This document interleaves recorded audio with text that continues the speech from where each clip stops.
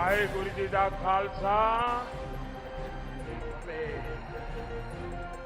जय श्री राम।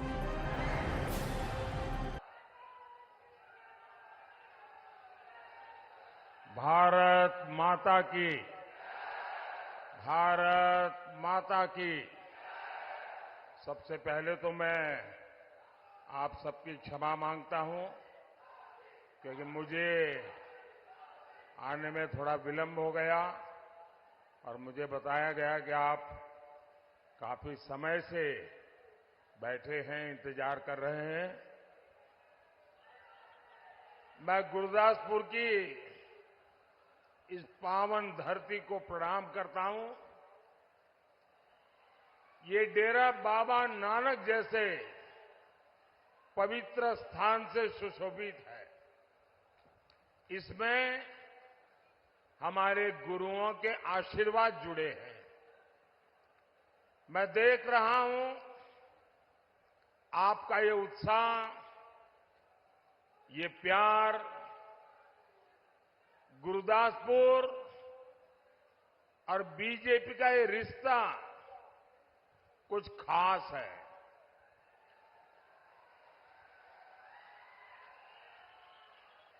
मैंने पंजाब में काम किया है, बहुत पुराने साथियों के साथ काम करने का अवसर मिला है। हमारे कंसराज जी हो, मदन गुप्ता जी हो, ऐसे अनेक नाम हैं जिनके साथ लंबे अरसे तक मुझे यहां कार्य करने का अवसर मिला और यहां 4 बार सांसद रहे मेरे बहुत ही अच्छे मित्र विनोद खन्ना। हम कंधे से कंधा मिला के काम करते थे, लंबे अरसे तक साथ में काम किया और मैंने देखा था कि वैसे तो ये सेलिब्रिटी दुनिया अलग होती है, लेकिन वो जमीन से जुड़े हुए थे। उनको यहां के विकास कार्यों के संबंध में बारीकियों से हर चीजों का पता रहता था और मंत्री के रूप में भी अटल जी की सरकार में उनके योगदान की चर्चा आज भी ब्यूरोक्रेसी में होती है। उन्होंने अनेक पुलों का निर्माण करवाया, अनेक रास्तों का निर्माण है विकास के कामों में, और गुरदासपुर के लोग तो आज भी उनके कामों की सराहना करते हैं।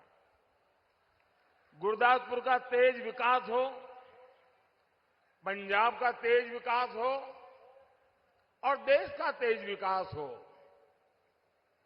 अपने तीसरे कार्यकाल में मैं आपकी उम्मीदों पर खरा उतरूं, इसलिए मैं आपसे आशीर्वाद मांगने आया हूं।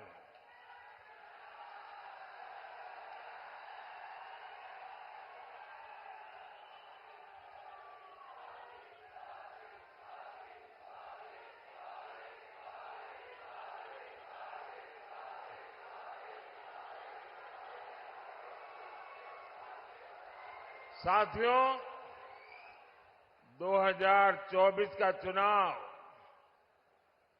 ये देश को नेतृत्व देने का चुनाव है।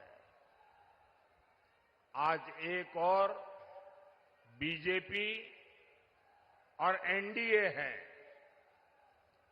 विकसित भारत का स्पष्ट विजन है, राष्ट्र प्रथम का संकल्प है, 10 साल का ट्रैक रिकॉर्ड है, भ्रष्टाचार पर कड़ा प्रहार है और दूसरी ओर इंडी गठबंधन है। गौर सांप्रदायिक, गौर जातिवादी, गौर परिवारवादी, ये कांग्रेस झाड़ू वाले, ये इंडी गठबंधन के लोग, ये देश की जनता को पता नहीं क्या समझते हैं। क्या देश की जनता समझदार है ऐसा उनको लगता नहीं है क्या? आए दिन जनता को मूर्ख बनाने के लिए भांति भांति के खेल खेल रहे हैं। अब आप देखिए, ये लोग दिल्ली में दोस्त होने का दिखावा करते हैं, भ्रष्टाचारियों को बचा रहे हैं, और यहां पंजाब में एक दूसरे को गाली दे रहे हैं। जनता भी जान गई है, इन दोनों दुकानों का शटर एक ही है।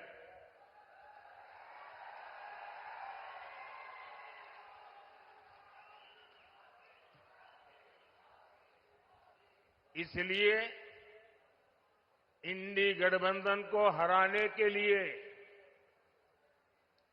आपको सिर्फ भाजपा को ही कमल के निशान पर ही बटन दबा करके आपके सपनों को पूरा करना है। और आपको भी पता है, केंद्र में सरकार, मुझे बताइए किसकी सरकार बनेगी भाई?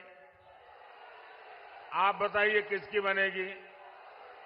आप यहां गुरुदासपुर में, पठानकोट में, कहीं पर भी रेल के डिब्बे में 100 लोगों को पूछिए कि बताओ भाई सरकार किसकी बनेगी? 90 लोग कहेंगे कि भाई मोदी की सरकार बनना पक्का है। अब जब इतना साफ साफ है तो कोई अपना वोट बर्बाद करेगा क्या?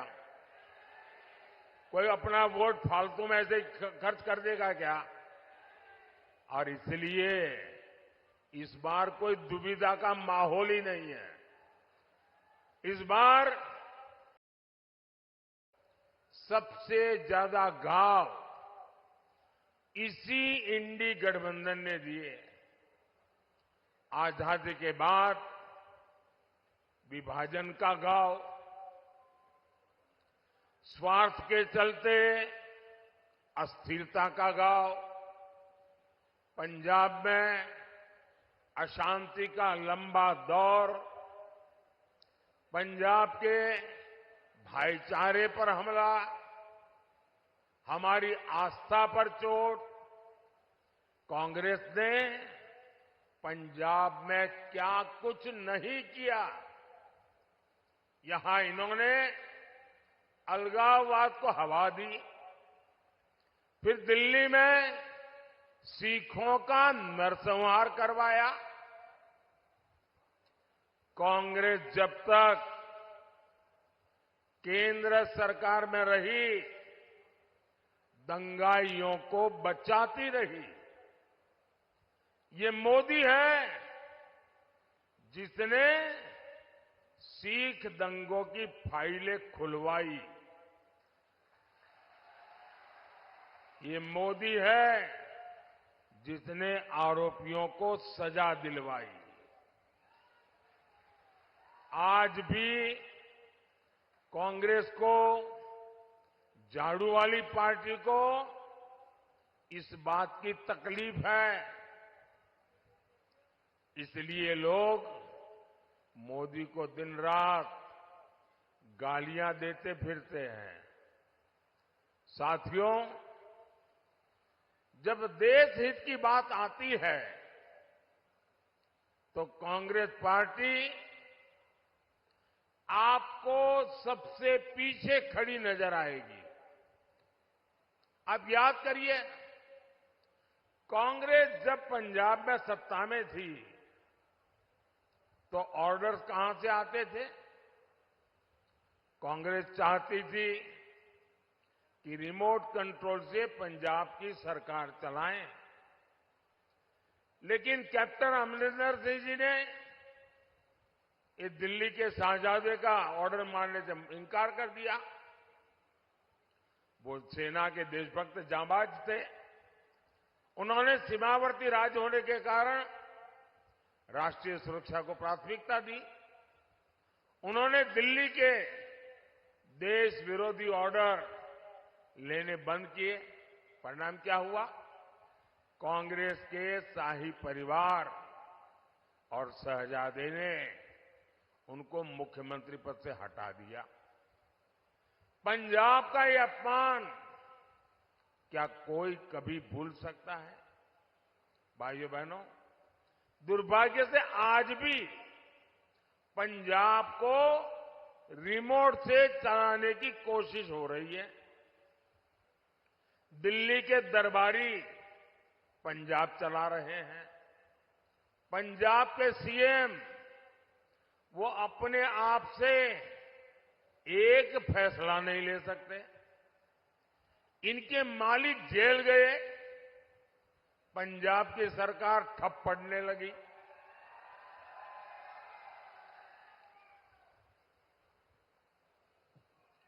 पंजाब की सरकार ठप पड़ने लगी। यहां के मुख्यमंत्री सरकार चलाने के लिए, पंजाब की सरकार चलाने के लिए, नए ऑर्डर लेने के लिए उनको तिहाड़ जेल जाना पड़ा। मालिक के सामने जाकर के उनको अपना रिपोर्ट कार्ड देना पड़ा, उनसे आदेश लेना पड़ा।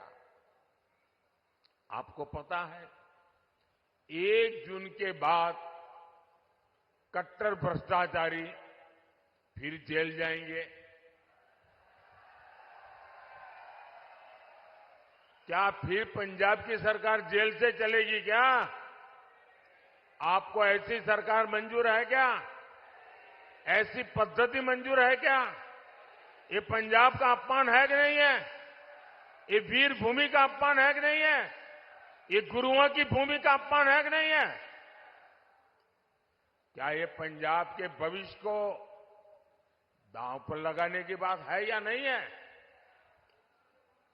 आज पंजाब जिस स्थिति में है, उससे बाहर निकालने के लिए मैं पंजाब वासियों से प्रार्थना करने आया हूं। और मैं आज आपको आग्रह करके आपसे कुछ मांगने आया हूं। पंजाब के उज्जवल भविष्य के लिए, देश के उज्जवल भविष्य के लिए इस बार पंजाब ज्यादा से ज्यादा बीजेपी के सांसद चुन करके भेजे।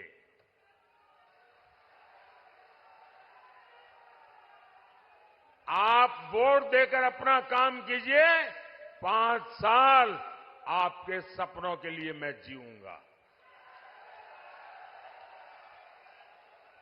आपके सपने ही मेरे संकल्प होंगे। मेरा पल पल आपके लिए, मेरा पल पल देश के लिए। और मैं आपको वादा करता हूं 24/7 फॉर 2047।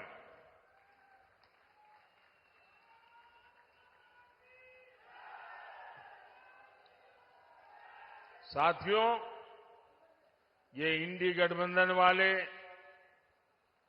देश की सुरक्षा के लिए बहुत बड़ा खतरा है। आप देखिए कांग्रेस का एजेंडा क्या है। ये कश्मीर में फिर से 370 लागू करने की बात कर रहे हैं। इन्हें फिर से कश्मीर में आतंकवाद चाहिए। इन्हें फिर से कश्मीर को अलगाववादियों को सौंपना है। ये फिर से पाकिस्तान को दोस्ती के पैगाम भेजेंगे, उन्हें गुलाब के फूल भेजेंगे और पाकिस्तान बम धमाके करता रहेगा। देश पर आतंकी हमले होते रहेंगे। कांग्रेस कहेगी कुछ भी हो, बातचीत तो करनी ही होगी। इसके लिए कांग्रेस ने अभी से माहौल बनाना शुरू कर दिया है। कैसे कैसे बयान ये अभी से देने लगे हैं। इनके नेता कह रहे हैं पाकिस्तान के पास एटम बम है। अब ये सुनकर के आपको हंसी आती है कि नहीं आती है? आती है कि नहीं आती? आपको किसी को भी पाकिस्तान के पास एटम बम है ये सुनकर के डर लगता है क्या? किसी को डर लगता है क्या? किसी हिंदुस्तानी को डर लगता है क्या?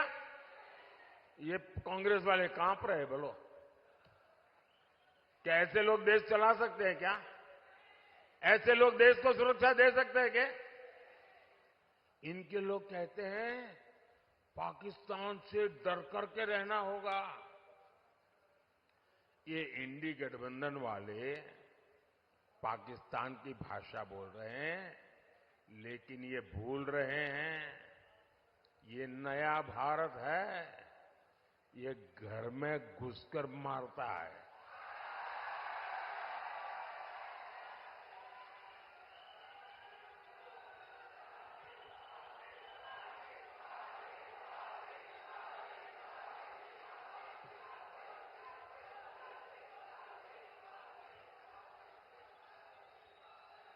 मेरा सौभाग्य रहा है पंजाब की धरती पर लंबे समय तक काम करने का, और गुरुओं की इस धरती ने मुझे सिखाया है, सौगंध मुझे इस मिट्टी की, सौगंध मुझे इस मिट्टी की, मैं देश मिटने नहीं दूंगा, मैं देश नहीं झुकने दूंगा, मैं देश नहीं रुकने दूंगा। साथियों, कांग्रेस की समस्या ये है कि उसकी भारत में कोई आस्था ही नहीं है। ये शहजादे विदेशों में जाकर देश को बदनाम करते हैं। वो कहते हैं भारत कोई राष्ट्र ही नहीं है, इसलिए राष्ट्र की पहचान को बदलना चाहते हैं। शहजादे के उस्ताद ने कहा है कि राम मंदिर के निर्माण से, हिंदुस्तान में रामनवमी मनाने से भारत की पहचान को खतरा है। कांग्रेस कौन से देश को मानती है जिसे भगवान राम से खतरा है? अयोध्या में 500 साल बाद भव्य राम मंदिर बना, पूरे देश ने हर्ष मनाया, लेकिन कांग्रेस पार्टी ने उसका बहिष्कार किया। और मजा देखिए, ये राम मंदिर की लड़ाई अयोध्या में भगवान राम का मंदिर बनना चाहिए, इसकी लड़ाई लड़ने वाला पहला व्यक्ति हमारा देश का सिख था, जिसने सबसे पहले लड़ाई लड़ी थी, राम मंदिर के लिए लड़ाई लड़ी थी। और उनके जो वंशज थे, इस बार जब राम मंदिर का कार्यक्रम था, उसमें वो मौजूद थे। ये सिखों का योगदान है हमारे देश में। इंडी गठबंधन के नेता राम मंदिर को अपवित्र और बेकार बता रहे हैं। आप मुझे बताइए, ऐसे लोग पंजाब की पहचान पर हमला करेंगे कि नहीं करेंगे? इसका जवाब हमें इस चुनाव में कमल पे बटन दबा करके देना है। साथियों, कांग्रेस और आम आदमी पार्टी पंजाब के भविष्य को दांव पर लगा रही है। ड्रग्स हमारे युवाओं का भविष्य निगल रहा है। अपराधियों को राज्य सरकार से संरक्षण मिला है। आज पंजाब में विकास ठप है, किसान परेशान है, और ये इंडी गठबंधन वाले अपनी जिम्मेदारी से पल्ला झाड़ रहे हैं। भाइयों और बहनों, पंजाब का विकास ये मोदी की प्राथमिकता है। बीजेपी सरकार यहां दिल्ली कटरा हाईवे बनवा रही है। बीजेपी यहां अमृतसर पठानकोट हाईवे जैसे इंफ्रास्ट्रक्चर बना रही है। बीजेपी यहां रेलवे सुविधाओं का विकास कर रही है। हमारी कोशिश है पंजाब में नए अवसर पैदा हो, किसानों का भला हो। बीते 10 वर्षों में हमने पूरे पंजाब में धान और गेहूं की रिकॉर्ड खरीदी की है। जिस भाव पर कांग्रेस सरकार में फसल खरीदी जाती थी, अब उस एमएसपी को 2.5 गुना तक बढ़ा दिया गया है। किसानों को बीज, खाद और अन्य जरूरतों के लिए पीएम किसान सम्मान निधि मिल रही है। पंजाब के हर किसान को इस निधि के 30,000 रुपये से ज्यादा बैंक में उनके खाते में ट्रांसफर किए गए हैं। यहां पंजाब में मोटे अनाज, श्री अन्न की पैदावार भी बहुत है। आज मोदी श्री अन्न के लिए बहुत बड़ा अभियान चला रहे हैं, उसका प्रचार कर रहे हैं। मोदी का लक्ष्य है भारत का श्री अन्न दुनिया के कोने कोने में पहुंचे। इससे पंजाब के किसानों को भी बहुत लाभ होगा। हमारी कोशिश लीची उत्पादक किसानों को फूड प्रोसेसिंग इंडस्ट्री से फायदा पहुंचाने की भी है। अगले 5 साल में हम इन सभी प्रयासों को आगे बढ़ाएंगे।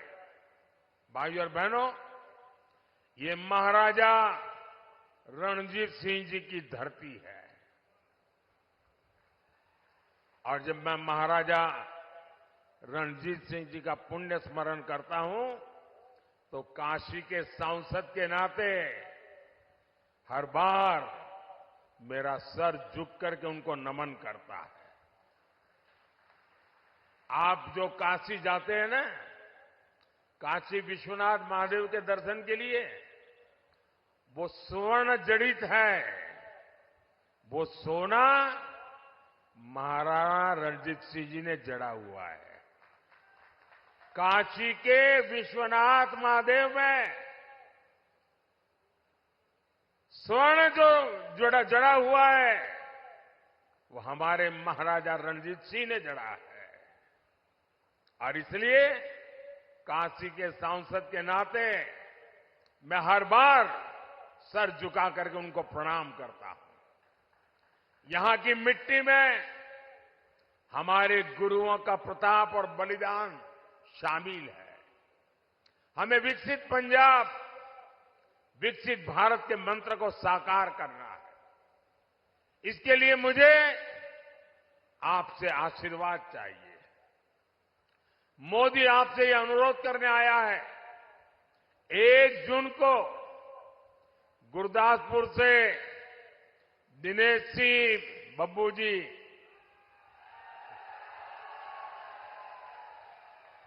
होशियारपुर से अनीता जी,